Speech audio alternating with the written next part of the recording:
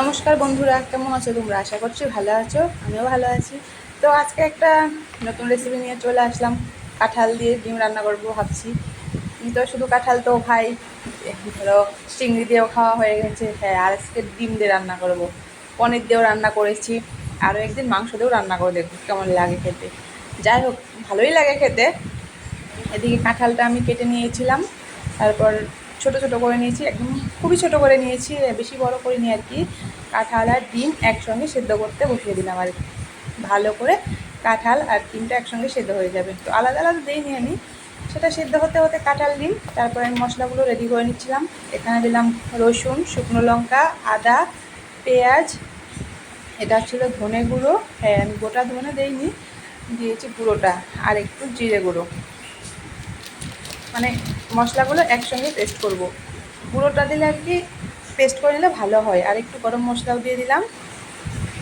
গুঁড়ো মশলাটাও একসঙ্গে পেস্ট করলে মানে খেতে ভালো হয়, গ্রেভিটাও ভালো হয়। তার জন্য আমি গুঁড়ো মশলা দিলেও বেশিরভাগ আমি মানে পেস্ট করেই দিই। এদিকে আমার মশলাটা করা কমপ্লিট। মশলাটা আগে রেডি করে নিলাম, কারণ কারেন্টের কোনো গ্যারান্টি নেই, আসে যায়। তার জন্য কাঁঠালের দিকে কাঁঠাল আর ডিমটা সেদ্ধ হয়ে গেছে। তো এগুলো নামিয়ে একটু ধুয়ে নিলাম কাঁঠালটা, ডিমগুলো খোসা ছাড়িয়ে তারপরে একটু হালকা হালকা চিড়ে দিলাম। এটা ফাটার জন্য না, শুধু ব্যাস একটু মশলা ঢুকবে ভেতরে, তার জন্য।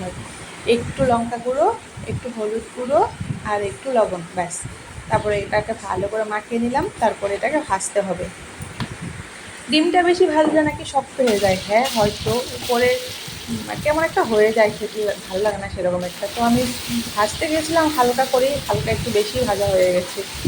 তো হালকা করে ভাজতে গিয়ে একটু কড়া ভাজা হয়ে গেছে, কিছু তার করার নেই, খেতেই হবে। তার জন্য ভাজাটা কমপ্লিট। এখন ডিম ভাজা কমপ্লিট, এখন সবগুলো ডিম নামিয়ে দেবো। আর হ্যাঁ, এটা না আমি একদম কষা কষা করে রান্না করবো।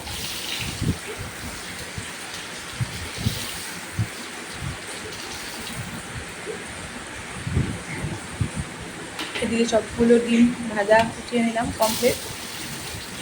দিয়ে দিচ্ছি ফোড়ন। ফোড়নে বেশি কিছু না, তার দুটো শুকনো লঙ্কা আর হালকা একটু পেঁয়াজ।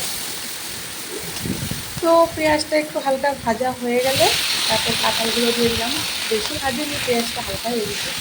তারপর কাঁঠালটা দিয়ে উল্টে পাল্টে নাড়াচাড়া দিয়ে একটু ঢেকে দিলাম। সেদ্ধ কাঁঠালই, বেশি টাইম লাগবে না। ব্যাস এটা কষাতে যতটুকু টাইম, রান্না করতে ব্যাস আর বেশি টাইম লাগে না। হালকা একটু ঢেকে দিয়ে তারপরে দিয়ে দিলাম লবণ, হলুদ। এটাকে আর একটু হালকা ভাজুন।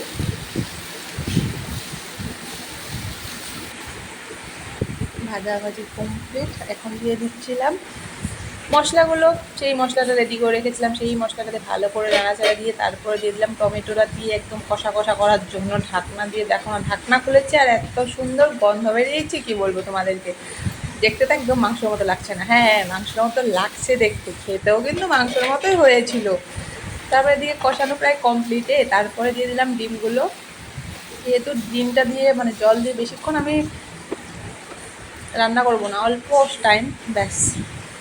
একটু ডিম দিয়ে জল দিয়ে এখন আঁচ কমিয়ে ঢাকনা দিয়ে দিলাম, ব্যাস। এখন এদিকে টকবক করে করছে, হয়ে এসছে। ঝোল মানে ঝোল তো না, এটা পুরো মাখো মাখো হয়েছে, গ্রেভি টাইপের। তো হালকা একটু ঝোল লাগছে এখন, কিন্তু ঠান্ডা হওয়ার পর না একদম শুকিয়ে গেছে। মানে খেতে তো মানে কষা মাংসের মতো হয়েছিল, শুধু সঙ্গে ছিল ডিম আর কি।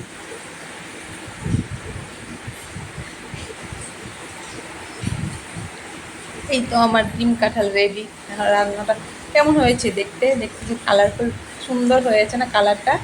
হ্যাঁ, দেখতে যেমন সুন্দর হয়েছে না, খেতেও কিন্তু দুর্দান্ত হয়েছিল, সত্যি বলছি। ফার্স্ট টাইম আমি করেছি কাঁঠাল দিয়ে ডিম রান্না। আর পনির ফার্স্ট টাইমই করেছিলাম কাঁঠাল দিয়ে। আর ডিমটাও আমি ফার্স্ট টাইম রান্না করেছি। যাই হোক, খেতে তো ভালো হয়েছিল, সেটাই কথা। শুধু কাঁঠাল আর কত খাবি, আর চিংড়ি মাছ দিয়ে কত খাবি? তার জন্য একটু নতুন নতুন রান্না করতে আমার ভালোই লাগে। সেও আমার বড় খেতে ভালোবাসে নতুন নতুন রেসিপি, তো আমিও করি নতুন রেসিপি। যাই হোক, তোমাদের কেমন লাগলো? গরম গরম ভাতের সঙ্গে খাও আর রুটির সঙ্গে খাও, খেতে কিন্তু দুর্দান্ত স্বাদ হয়। যাই হোক, ভালো থাকবে সবাই, টাটা।